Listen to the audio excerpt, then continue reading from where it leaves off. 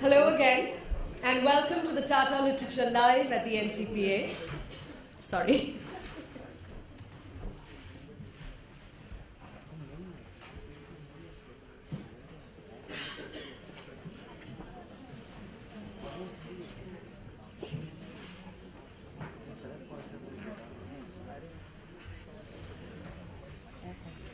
Yes, mobile phones off, please. Thank you. This session is presented by Tata Steel, Frenemy of the State. A discussion on how far should a journalist go to extract information from a source or to keep them happy. For this, we have with us today Mr. Nik Gowing, with extensive reporting experience over 3 decades in diplomacy, defense, and international security. Mr. Gowing was a main news reporter for the BBC's international 24-hour news channel, BBC World News, from 1996 to 2014. A foreign affairs specialist and presenter at ITN, he was also the diplomatic editor for the flagship Channel 4 News. We also have with us Mr. Pranay Gupte, a well-known international author, editor, foreign correspondent, and staff reporter of the New York Times and columnist for Newsweek International. He is also a sought-after collaborator for autobiographies of world leaders and prominent businessmen. He has written, co-written, or edited 14 books. We also have, chairing this session, R Jagannathan. With 38 years of journalistic experience in print and digital publications, he is the editor-in-chief of firstpost.com, moneycontrol.com, Forbes India, and a few other Network 18 print publications. He has previously written for or edited Financial Express, Business Standard, Business World, India Today, and DLA. And joining us, who has agreed very graciously to join us as a panelist, is also Mr. Rajdeep Sardesai, who needs no introduction. I would request all of you to please take the stage. Thank you.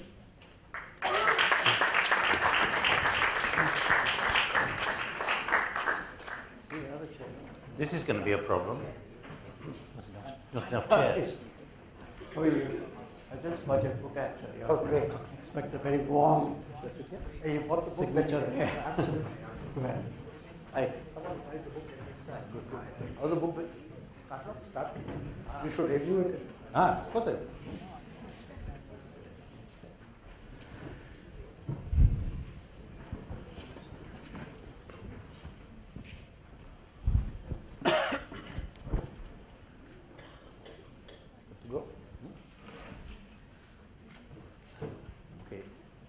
Welcome all of you to this discussion, which I hope will be a titillating one, because it's a topic that's come to the fore in the context of recent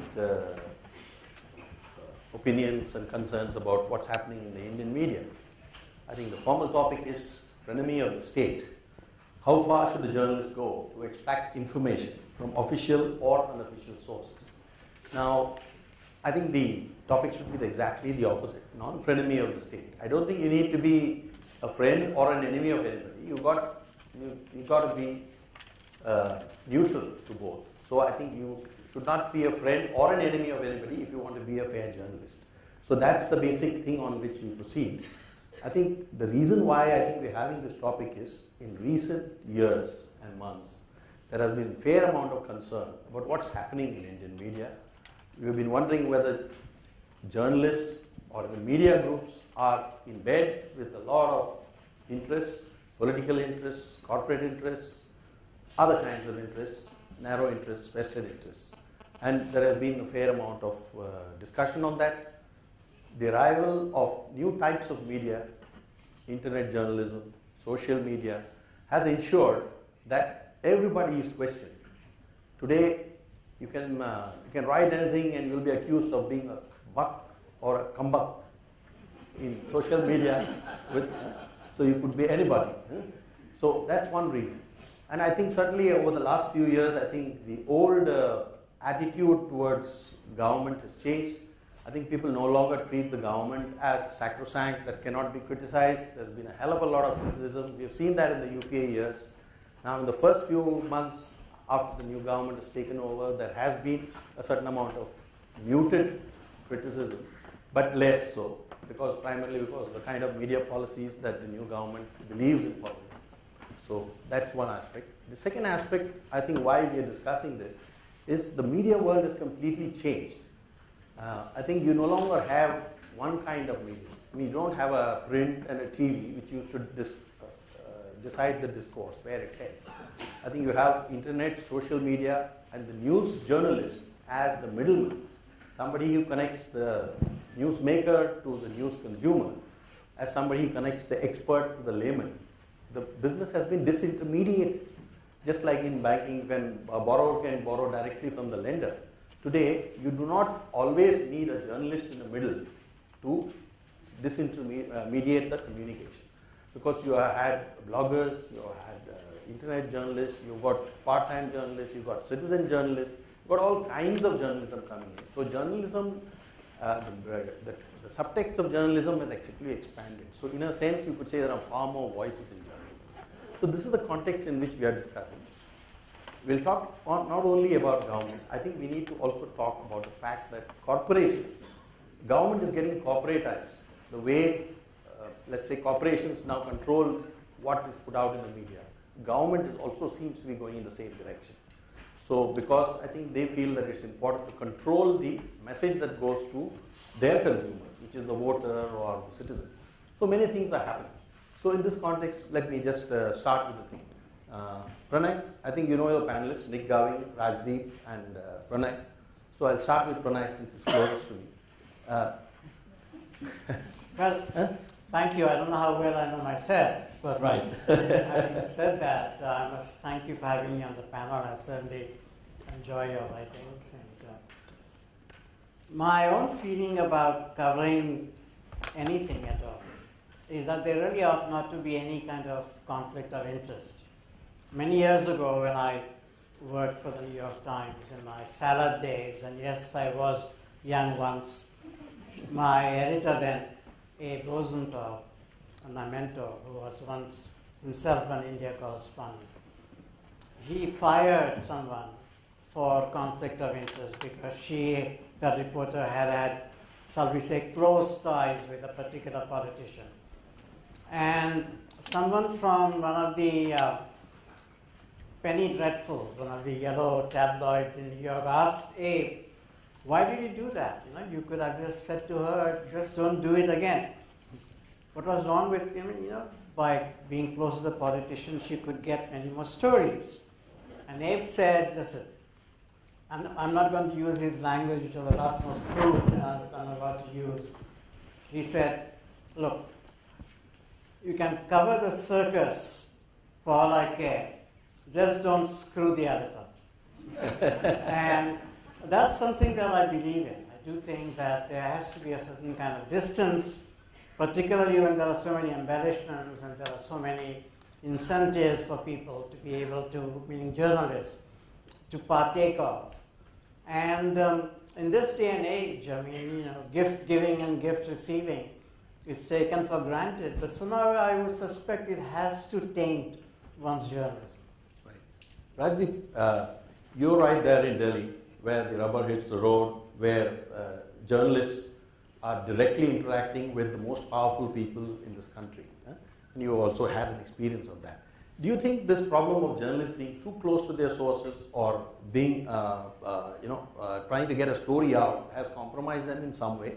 Or is it a peculiarly Indian problem or a recent problem, or has it been there for a long while? Maybe you could expand on that. Let me give you a personal example, right. Jaggi, on that. Before that, if I may say so, Yeah. today is a very special day for me because this was the day 26 years ago that I joined journalism. Oh. And the two people who are ironically here, Darren De Monte was my resident editor at the Times of India, and Dilip Padgaonkar was about to become the editor of Times of India. Right. Both of them are here, so it's serendipity that they're both here. And it was exactly 26 years ago that I joined.